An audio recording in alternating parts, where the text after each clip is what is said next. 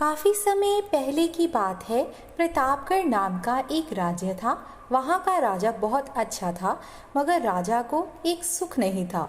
उसकी कोई संतान नहीं थी और वह चाहता था कि राज्य के अंदर किसी योग्य बच्चे को गोद ले, ताकि वह उसका उत्तराधिकारी बन सके और आगे की बागडोर को सुचारू रूप से चला सके। इसी को देखते हुए राजा ने राज्य में घोषणा करवा दी कि सभी बच्चे राजमहल में एकत्रित हो जाएं।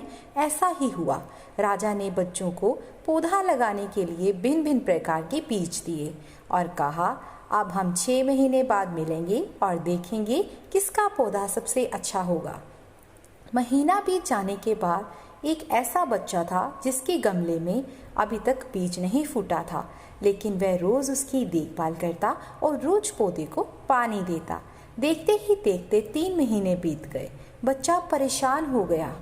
तभी उसकी माँ ने कहा, बेटा धैर्य रखो, कुछ बीजों को फलने में ज़्यादा वक्त लगता है। और वह पौधे को सींचता रहा। 6 महीने हो गए। राजा के पास जाने का समय आ चुका था, लेकिन वह बहुत डर गया। सभी बच्चों के गमले में तो पौधे होंगे और उसका गमला खाली होगा। लेकिन वह बच्चा बहुत ईमानदार था और सारे बच्चे राजमहल में आ चुके थे।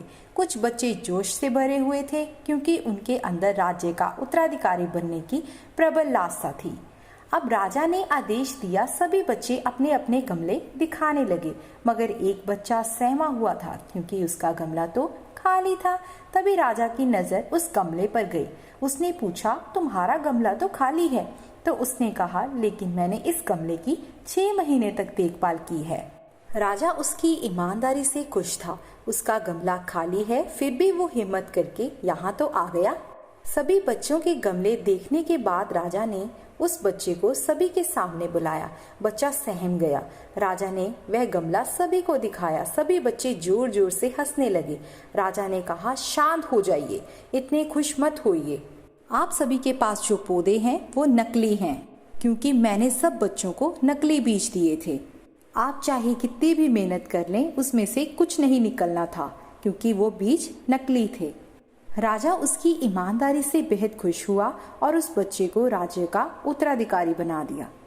ये थी एक ईमानदारी से रिलेटेड कहानी। अगर आपको ये कहानी पसंद आए तो प्लीज़ इसे लाइक करें और मेरे चैनल को सब्सक्राइब करें।